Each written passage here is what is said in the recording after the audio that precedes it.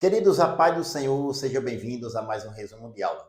Nesse vídeo, traremos o resumo da lição 5, que tem como título A Missão da Igreja de Cristo. Desde já agradeço aqui a sua participação.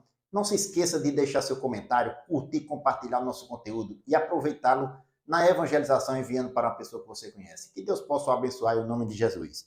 O texto áureo diz: E perseveravam na doutrina dos apóstolos, e na comunhão, e no partir do pão, e nas orações. Está em Atos capítulo 2, versículo 42. Verdade prática. Como o sal fora do saleiro cumpre a sua função de salgar, assim a igreja, quando adora e discipula, testemunha das insondáveis riquezas de Cristo.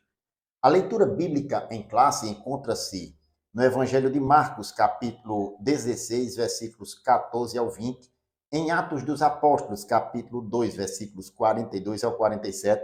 Nós não iremos ler, mas iremos aqui comentar. A palavra-chave é grande comissão. Nesta lição temos 3 objetivos específicos, a saber: o primeiro, refletir sobre a principal missão da Igreja de Cristo na Terra. Segundo, aprofundar o entendimento sobre a adoração a Deus e a edificação mútua como atos contínuos. E o terceiro, pensar a comunhão fraternal e a atuação social como marca de uma igreja genuinamente cristã, ou melhor, de uma igreja cristã genuína, como diz aqui na nossa revista. Queridos, a Igreja de Cristo foi chamada a proclamar a mensagem da palavra de Deus. Jesus a comissionou, como também constituiu-a de uma comunidade adoradora e edificadora. Nós iremos ver nesta lição, com base na proposta pedagógica da lição, que a igreja, além de uma comunidade adoradora e edificadora, ela foi chamada para pregar a palavra de Deus.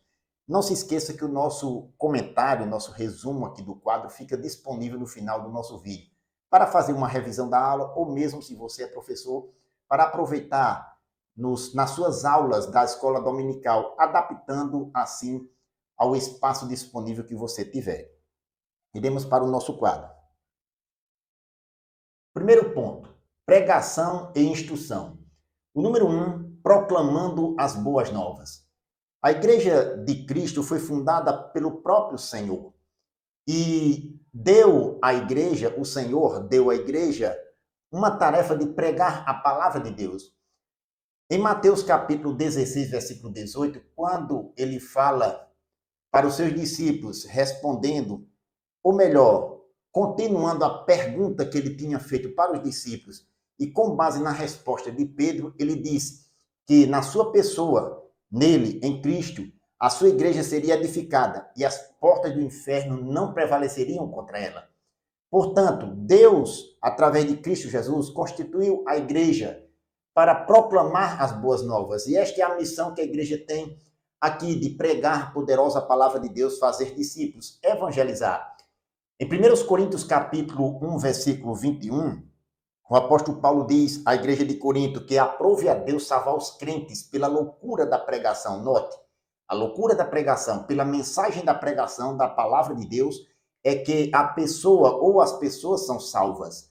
Pregar a palavra é a missão da igreja. Esse termo pregar, o comentarista traz alguns comentários, entre outros, traz um sentido de que um arauto proclama em alto e bom som a palavra de Deus.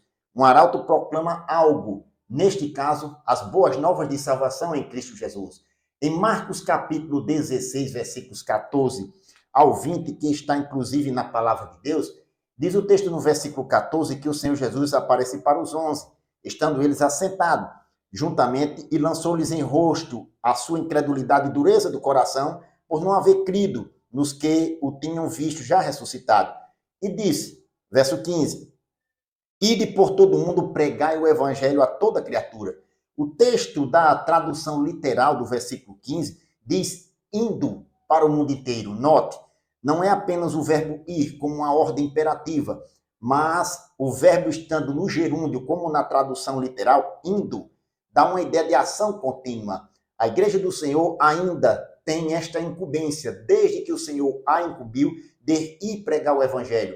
E todo aquele que aceita Cristo como Senhor e Salvador de sua vida já tem esta ordem do Senhor de sair proclamando, indo, proclamai ou pregai o evangelho a toda criatura.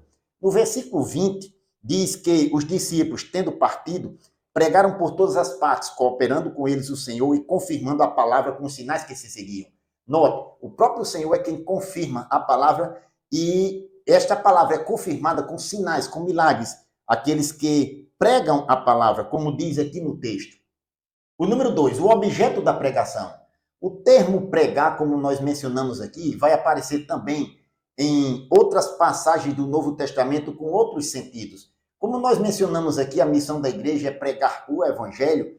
Aqui, evangelho traz o sentido de boas novas ou boas notícias. Pregar boas notícias é o objeto da pregação da igreja do Senhor.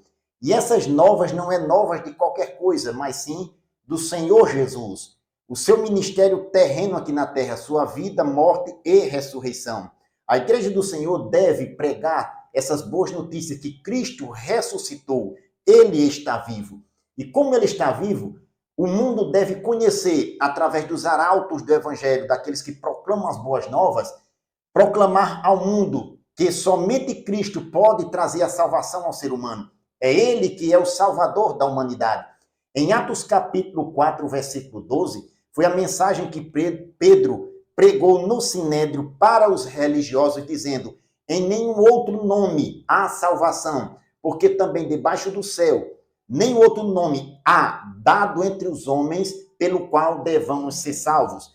Em Atos capítulo 5, versículo 42, diz o texto que todos os dias no templo e nas casas não cessavam de ensinar e de anunciar a Jesus Cristo. Note, templo e casas, na sequência do texto, ensinar e anunciar Jesus Cristo.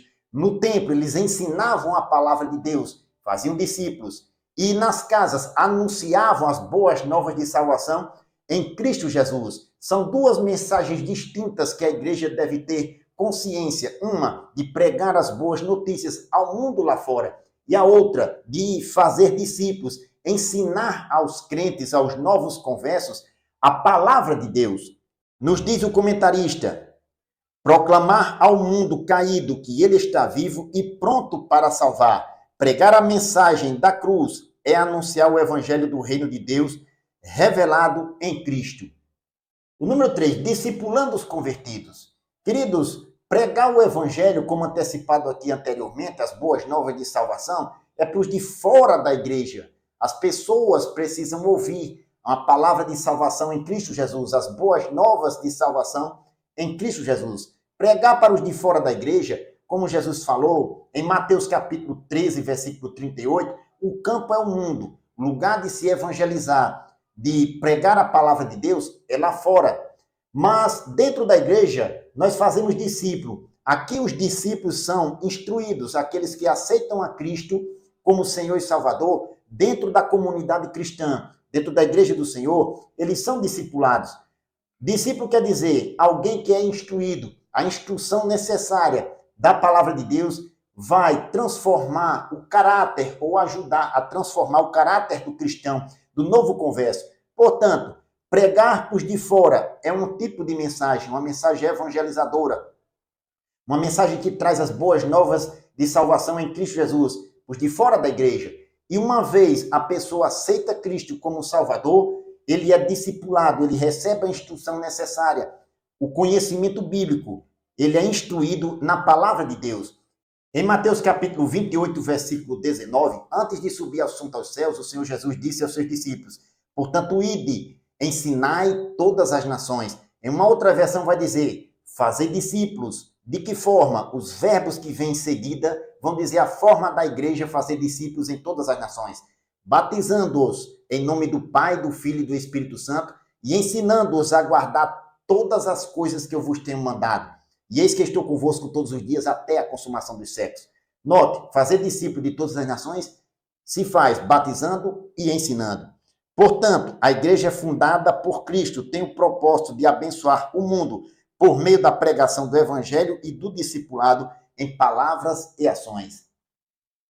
O segundo ponto, adoração e edificação. O número 1, uma comunidade adoradora. A Igreja do Senhor é uma comunidade adoradora. E como adoração, esse termo, nós entendemos o seguinte: é a ação de adorar, é de prestar honra, dar glória somente a Deus, a glória que lhe é devida. É esquecer dos nossos próprios interesses, dos nossos próprios propósitos e glorificar a Deus com a nossa vida. Em Mateus capítulo 4, versículo 10, está registrado a última tentação de Jesus no deserto pelo diabo. Ele responde para o diabo dizendo o seguinte: vai-te, Satanás, porque está escrito, ao Senhor teu Deus adorarás e só a ele servirás. Note, somente a Deus nós devemos servir, glorificar, de maneira que a nossa vida seja um altar diante de Deus. Nós podemos adorar a Deus da nossa maneira de ser, agir e viver. Em outras palavras, o nosso comportamento, o nosso testemunho deve servir para glorificar o nome do Senhor. Em Romanos capítulo 12, versículo 1, o apóstolo São Paulo disse na sua carta da seguinte forma: rogo-vos, pois, irmãos, pela compaixão de Deus, que apresenteis o vosso corpo em sacrifício vivo, santo e agradável a Deus, que é o vosso culto racional. Note, sacrifício vivo. O nosso testemunho, a nossa vida, deve servir para glorificar a Deus, servir a Deus. A nossa mente, a nossa vida deve ser um altar de serviço a Deus. Nossa maneira de ser, agir e viver. O nosso comportamento deve servir para glorificar a Deus. O número 2, uma comunidade edificadora. A Igreja do Senhor, como nós falamos aqui, é uma agência proclamadora das boas novas, tem a missão de pregar o Evangelho. É uma comunidade adoradora, mas também edificadora. Como edificadora, nós podemos entender como o crescimento espiritual da comunidade cristã. A Igreja do Senhor, ela tem esse dever de edificação mútua de uns para com os outros. A edificação nós podemos entender como um edifício sendo construído de forma literal, mas no lado espiritual, de forma espiritual, a nossa vida e a Igreja do Senhor de uma maneira geral. Em Mateus capítulo 7, versículo 24, o Senhor Jesus, quando está encerrando o seu discurso no Sermão do Monte, ele disse: todo aquele, pois, que escuta estas minhas palavras e as pratica, assemelhar-o-ei ao homem prudente que edificou a sua casa sobre a rocha. Note, quem ouve as palavras e as pratica, a palavra de Cristo, os ensinamentos dele, ele edifica a sua vida espiritual sobre a rocha, que é a palavra, a mensagem do Senhor. Em Efésios capítulo 4, versículo 12, versículo 11 e 12, o apóstolo São Paulo disse que o Senhor Jesus, depois que foi assunto aos céus, ele subiu ao alto. E diz o texto: a uns pôs o Senhor na igreja, primeiramente apóstolos, em segundo lugar profetas, evangelistas, pastores e doutores, verso 11, verso 12, querendo o aperfeiçoamento dos santos para a obra do ministério, para a edificação do corpo de Cristo. Note, o Senhor Jesus deu dons ministeriais aqui para a edificação do corpo de Cristo. E tem um destino ou um tempo para que esta edificação, na vontade do Senhor, seja executada. Diz o texto na continuidade: até que todos cheguemos à unidade da fé, ao conhecimento do Filho de Deus, a varão perfeito, à medida da estatura completa de Cristo. Portanto, o objetivo dos dons espirituais e ministeriais um deles é para a edificação do corpo de Cristo. Como Paulo diz em 1 Coríntios capítulo 14, versículo 3. A genuína adoração e edificação mútua é fruto de uma vida de devoção e serviço a Deus em contínuo crescimento. Bendito seja o nome do Senhor. O terceiro ponto, comunhão e socialização. O número 1, a fé na esfera fraternal. Queridos, o termo comunhão traz uma ideia de parceria, participação. O comentarista aqui, ele pontua mais algumas coisas, dizendo: comunhão espiritual, como outro sentido. Se somos cristãos, devemos viver em comunhão. Em 1 de João, capítulo 1, versículo 7, o apóstolo diz aos seus leitores: mas se andarmos na luz, como ele na luz está, temos comunhão uns com os outros, e o sangue de Jesus Cristo, seu Filho, nos purifica de todo pecado. Note, se andarmos na luz, temos comunhão uns com os outros. Portanto, a igreja, onde seus membros vivem em comunhão, não vivem isolados. A igreja mantém a comunhão de seus membros de uns para com os outros. Número 2, unidade e fraternidade. A igreja no Novo Testamento vive em fraternidade e unidade entre seus membros. Na primeira carta aos Coríntios, capítulo 12, versículo 27, o apóstolo Paulo fala para a igreja de Corinto dizendo que vós sois o corpo de Cristo e os seus membros em particular. Note, o corpo de Cristo é composto pela unidade de cada crente, de seus membros, que formam um corpo, um sistema organizado, onde a cabeça é Cristo. Portanto, não existe a possibilidade de um membro estar isolado do corpo, vai estar isolado da cabeça também. Nós somos o corpo de Cristo, seus membros em particular. Cada membro deve funcionar em perfeita harmonia com o corpo e com a cabeça que é Cristo. Manter a comunhão, portanto, deve ser prioridade do corpo de Cristo, de cada membro em particular, se esforçar para manter a comunhão cristã em nossas igrejas locais. O número 3, a fé na esfera social. Outro sentido para a palavra comunhão é a ajuda contributiva, partilha. O comentarista ele mostra aqui, o termo original ele traz esse sentido, que é o de socorrer os mais pobres em suas necessidades. Nós trouxemos aqui, resumidamente, fé e obras. Tiago ele diz na sua carta, no capítulo 2, versículo 17, a fé sem obras é morta em si mesmo.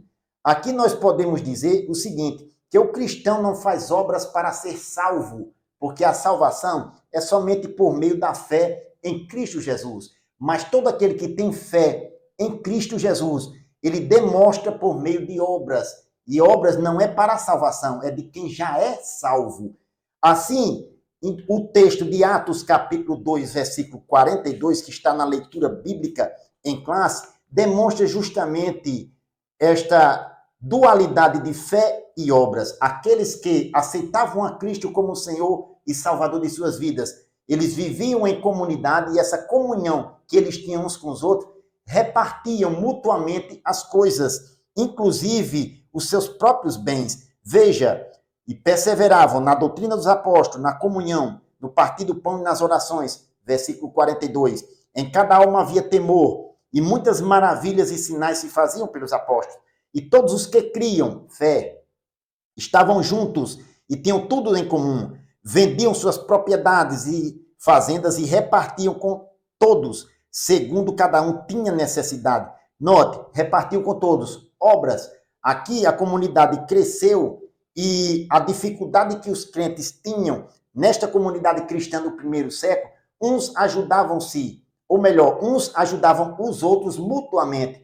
Por isso que a fé sem obras é morta em si mesmo, como diz Tiago.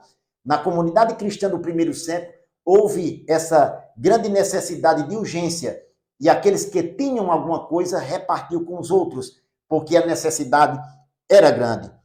Verso 46 diz, e perseverando unânimes todos os dias no templo e partindo pão em casa, comiam juntos com alegria e sigileza do coração, louvando a Deus e caindo na graça de todo o povo. E todos os dias acrescentava o Senhor à igreja aqueles que haviam de salvar. Note, queridos, que Deus tem prazer na igreja quando ela vive em comunhão. A fé e obras devem andar juntos. Repetindo, não fazemos obras para ser salvo, porque a salvação é por meio da fé em Cristo Jesus. Mas todo aquele que é salvo por meio da fé sente no coração o desejo também de contribuir por meio de obras. Fé e obras devem andar junto. Na igreja que caminha para o céu em comunhão uns com os outros. Desta forma, o amor manifesto em ações e evidenciado na comunhão entre os irmãos e contribuição social da igreja como expressão de fé na esfera pública. Bendito seja o nome do Senhor. Queridos, a Igreja de Cristo tem uma grande comissão, uma missão a cumprir. Pregar o evangelho a toda criatura. Ela é uma comunidade adoradora e edificadora, bem como uma comunidade discipuladora. A grande comissão se cumpre na igreja, ela cumpre o seu papel quando evangeliza, discipula e vive em comunhão uns com os outros. Ficamos por aqui, que Deus o abençoe, em nome de Jesus.